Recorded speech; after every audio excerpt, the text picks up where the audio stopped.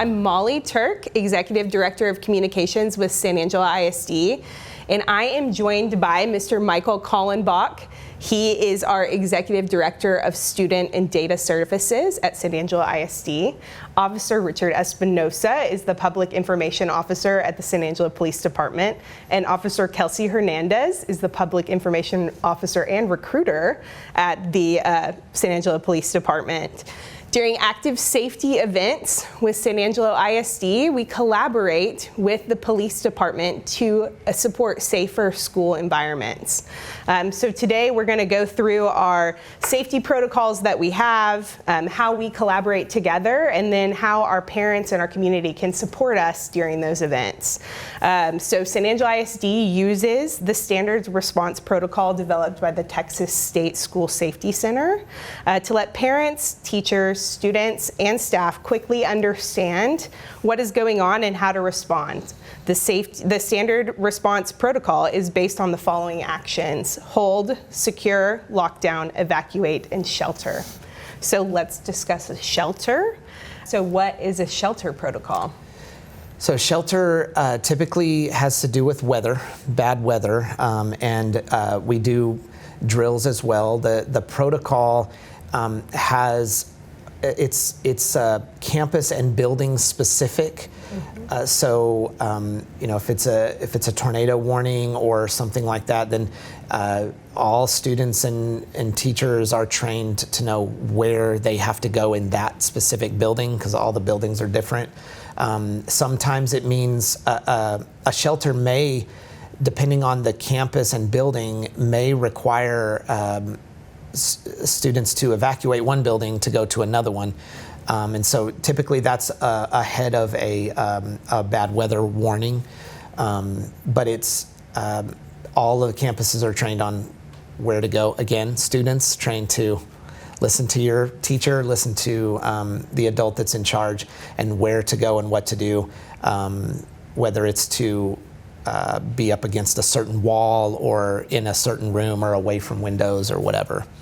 So what should our parents and our community do in the case of a shelter? And I know this will also be important for y'all to answer from your end, because if we have some sort of weather situation, that's hazardous for all the community to be out. Mm-hmm. Yeah, I mean, again, always coming back to our the links and the websites to get the most accurate, up-to-date information. Weather is one of those. It's interesting because typically we all get a warning on our phones or something like that. So we don't have as much confusion around weather-related events. But even and calling the school or whatever is fine to find out more information. But they're pretty cut and dry. We have a tornado warning. There's other weather-related things. Even in a severe thunderstorm, we have.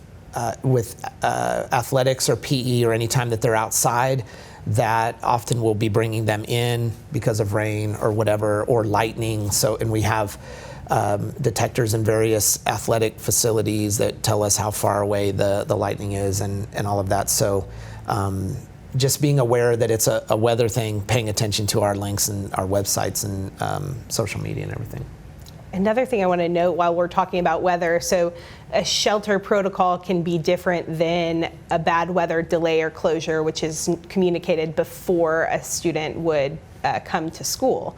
So in those cases, SAISD collaborates with PD. We also talk with TxDOT and other local agencies just to ensure, are the roads safe for travel, and all other instances like that before we make a decision on closures. And then obviously PD will be made aware of the decision of a closure or delay. And then typically for bad weather purposes, there's always a nixle that comes out on our end to notify the public if they need to take shelter, not only with SAISD, but maybe at home as well. So. Correct, and usually if it's a situation from which we're dealing with bad weather, we're obviously out and about as well too, doing what we need to do to, make sure that the roads are drivable. We'll be giving updates on that throughout the day with the police department, through the police department Facebook and social media.